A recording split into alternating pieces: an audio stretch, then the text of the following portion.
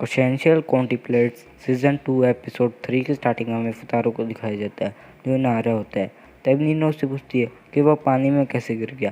तब फुतारो सोच रहा होता है कि नीनो उससे बात करी है, इसका मतलब है कि वह नीनो को अच्छे तरीके से नहीं जानता। फिर वो बताता है कि नीनो को ये बहुत ज़्यादा लंबी कहानी है।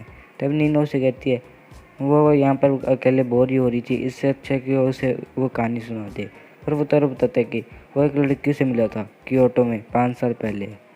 उसे देखने के बाद फुतारो को समझ नहीं आता कि वो क्या करे। फिर वो उसे कहते हैं हाँ तुम यहाँ पर आ गई।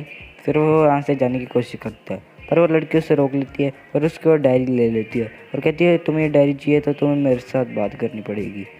तभी वो दोनों एक बोट पे बैठे होते हैं ताकि फुतारो वहाँ से भाग न पाए। तभी वो लड़की उससे बात करी होती कहती कि मैं तुम्हें यहाँ पर देखने आई हूँ, तुम अब क्या बन गए हो। मैंने सुना तुमने अब बहुत ज़्यादा पढ़ाई की और अब तुम अपनी क्लास के टॉपर हो। ये बात सुनकर फुतारो थोड़ा सा हैरान रहता है और कहता है कि तुम्हें ये बात कहाँ से पता चली। तभी वो लड़की कहने लग जाती है कि उसने इधर उधर से सुन ली। तभी फुतारो से बताने लगता है कि उसे कौन टैबलेट्स को ट्यूटर करना है और वो उसी की क्लास में है। ये बात सुनने के बाद उसका कोई रिएक्शन नहीं होता। तभी वो कहते हैं मुझे लगा तुम ये सुनकर शौक हो जाओगी। तो वो कहती है वो शौक है, उसने आज से पहले बस उसे टीवी पे देखा था टैबलेट्स को। फिर इचिका के बारे में बताने लगता है कि वो सबसे बड़ी है और वो एक्टिंग करना चाहती है। और वो नीनो को बताते हैं उसे प्राइवेसी पसंद है और वो अपनी बहनों से बहुत ज़्यादा प्यार करती है। फिर वो मीको के बारे में बताता है जो अकेला रहना पसंद करती है और किसी से बात नहीं करती जल्दी। फिर वो योसुबा के बारे में बताती है जो बहुत ज़्यादा जोश भरा है जिसमें, और उसमें स्टेमिना भी बहुत है और हम उस पर भरोसा कर सकते हैं। फिर आखिर में वो इसिकी के बारे में बताता है जिसे खाना खाना बहुत पसंद है और वो फिर भी एक अच्छी आइडियल बन सकती है। जिसे सुनने के बाद वहाँ पर वो लड़की थोड़ी सा शर्माने लगती है। फिर फुतारो उससे कहता है कि तुम्हें क्या हुआ। तभी लड़की कहती है यह बात सुन के उसे बहुत अच्छा लगा। फिर वह हमसे खड़ी होती है तो वे फुतारो उसे कहती है कि तुम्हें उनके लिए एक अच्छा एग्जाम्पल सेट करना होगा। तभी ये बात सुन के कहता है कि ये बात तो इसी की नहीं कही थी। फिर वो उसकी नोटबुक दे देती है। पर वो फ़ोटो निकाल लेती है और कहती है कि ये फ़ोटो वो अपने पास रखेगी क्योंकि अब शायद तक वो कभी भी फिर से ना मिल पाए, ये उसके लिए ही अच्छा रहेगा। फिर वो वहाँ से जाने लगती है जिसके रोकने के कारण वो पानी में गिर जाता है। यह सुनने के बाद नीनो बहुत ज़्यादा रोने लगती है, कहती है तुम उससे प्यार करते थे। फिर फुतारो कहता है कि ऐसी बात नहीं। फिर नीनो कहती है कि उसे लगा था फुतारो बहुत ज़्यादा बेवकूफ़ हुआ, वो गलत थी। फिर वो फुतारो को ध्यान जाता है उसके पेपर पे जिसने नीनो ने जोड़ दिया था और सॉल्व भी कर दिया होता है।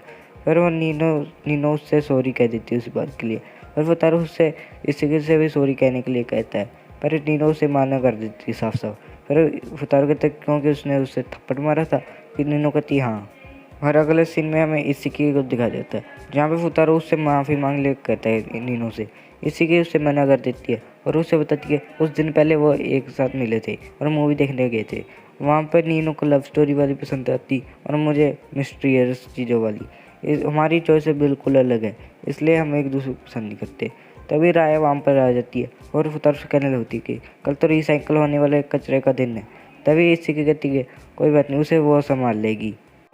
फिर राया खुश हो जाती है। फिर उसके फादर अपनी घड़ी ढूंढ रहे होते हैं तभी से उसे उन्हें ला के दे देती है। जैसे के बाद फुतारो को थोड़ा अजीब लग रहा होता है वहाँ पर। फिर अगले सीन में हमें दिखा जाता है फुतारो नीनो को ये सारी बातें बता रहा होता है और कहते हैं कि मुझे समझ आ गया जब मैं तुम्हारे घर पे आता था तुम्हें कैसा लगता होगा नीनो। तभी वो नीनो से कहती है तुम्हें कुछ चाहिए। तभी वो एक ड्रिंक के बारे में कहता है। फिर नीनो कहती तुम यहाँ पर क्या कर रहे हो। तभी वो फुतारो कहते तुम्हें इसकी टेंशन नहीं लेनी चाहिए, तुम्हें किसी और की परवाह करनी चाहिए चीज़ की, जैसे कि तुम्हारे पास होने की। पर ये सुबह रेस की वजह थक गई होती है तो वह अपने फ़ोन खोलती है और वो कहती है कि मुझे लगा इससे क्या नीनो में से किसी का फ़ोन है, ये तो मैराथन की कैप्टन का फ़ोन है। तभी वो बहुत बड़ा परेशान हो जाती है। फिर फुतारो कहने लगता है कि उसे समझ नहीं आ रहा और रहना 5 साल बाद उससे मिलने के लिए क्यों आई। फिर वो सोच ही रहा होता है। फिर वो कहता है कि उसे नहीं पता पर उसने रहना से सीखा है पास्ट को भुलाना और फ्यूचर को एक्सेप्ट करना। और नीनो उससे कहती है यह कहना बहुत ज़्यादा आसान है पर करना बहुत ज़्यादा मुश्किल। फिर नीनो कहती है यह मेरा कमरा तो इसलिए यहाँ पर मैं बोल लूँगी। फिर नीनो बताने लगती कि 5 साल पहले हम सभी एक जैसे थे, फिर पर धीरे धीरे वो सभी बदलने लगे और अब उसे लगता है कि वही अकेली बची है। इसी कारण से उसने अपने हेयर स्टाइल भी नहीं बदला पर वो अब बदलना चाहती है। फिर फुतारो अपने मन में सोचता है उसे पता था ये अपनी बहनों से बहुत ज़्यादा प्यार करती है। तभी नीनो केंतारो के बारे में सोचती है और कहती कि मुझे नहीं लगता कि अब मैं कभी केंतारो से मिल पाऊँगी। तभी फुतारो उससे कहता है, नहीं तुम मिल सकती हो। ये सुनने के बाद नीनो बहुत ज़्यादा खुश हो जाती है और तैयारी करने लग जाती है। फिर फुतारो कहता है कि उसके पास 2 प्लान है। प्लान ए कि वो दिखाए कि केंतारो और फुतारो अलग-अलग है, और प्लान बी वो उसे बता दे कि वही केंतारो है। वो कहता है वो प्लान ए पे काम करेगा। तभी हम दिखाया था कि केंतारो आ जाता है वहाँ पर। नीनो देख के उससे खुश हो जाती है, तो केंतारो से उस दिन के लिए माफ़ी मांगता है, वो चला गया था वहाँ से। फिर नीनो उसे उसका लकी चार्म दे देती है। फिर वह वहाँ से वो चली जाती है और कहती है वो उसके लिए कुछ खाने को बनाती है। फिर वो कहता है वो भी इसकी हेल्प करेगा।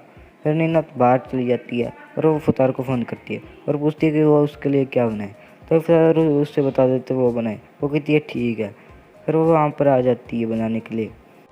फिर वो केंतारो के पास आती है और कहती है वो क्रीम पफ बनाने के लिए। केंतारो कहता है हाँ, उसे वो बहुत ज़्यादा पसंद है। फिर वो वहाँ से खाना बनाने लग जाती है। तभी केंतारो कहते हैं कि तुम बहुत अच्छी कुकिंग कर लेती हो।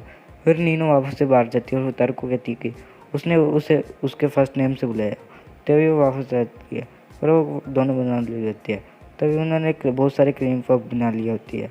तभी वो केंतारो से कहता है कि वो यहाँ पर बहुत सारे हैं, तो वो अपनी बहनों को भी बुला लिए। तो वो कहती है वो अकेले रहना पसंद करती है। तब केंतारो कहता है कि वो चाहता है कि वो अपनी बहनों के साथ रहे। तभी वो कहती नीनो को अजीब लगती है बात। तभी केंतारो से कुछ सच्चाई बताने के लिए कहता है।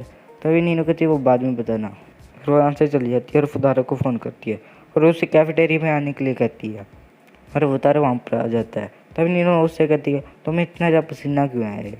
तब फुतारो उसे बताता है वो घर से आया अभी इसलिए वो इतना थक गया।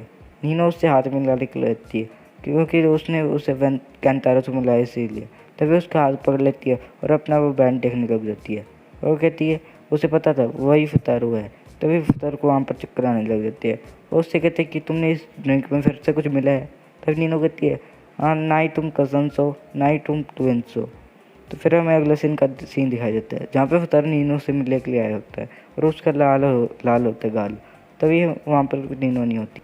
योसुबा को दिखाया जाता है जो थोड़ी परेशान लग रही होती है। अगले सीन में इस सिक्के को उठा रहा होता है फुतारो और कहता है कि स्कूल का टाइम होगा, स्कूल के लिए चलो। तभी स्कूल में पहुँचते हैं तो उन्हें पता लगता है कि इचिका और मिकू आ नहीं रहे कुछ दिनों से। तभी फुतारो को थोड़ा परेशान दिखती है इचिकी और फुतारो कहने लगता है तो ये सारा कुछ नीनो के ऊपर है। फिर वहाँ से योसुबा से मिलने के लिए चले जाती है। फिर योसुबा के पास आती है जो अपनी प्रैक्टिस करी होती है। फिर फुतारो योसुबा के पास आता है और उसे एग्ज़ाम के बारे में कहता है। तभी वहाँ पर कैप्टन आती है और फुतारो से कहने लगती है उन्हें पढ़ाई से कोई मतलब नहीं है। फिर फुतारो कहता है फिर ऐसा है तो फिर ठीक है। फिर वहाँ से वो सारे वहाँ से भागने लग जाती है, योसुबा भी। तभी फुतारो उसके पीछे धीरे धीरे भाग रहा होता है और दौड़ते दौड़ते वो उससे क्वेश्चन भी पूछ रहा होता है और योसुबा उसके सही आंसर दे रही होती है। फिर फुतारो थोड़ा दौड़ने के बाद थक जाता है और वहाँ पर गिरने वाला तो योसुबा से बचा लेती है और वो कहती है कि मैं संभाल लूँगी यहाँ पर।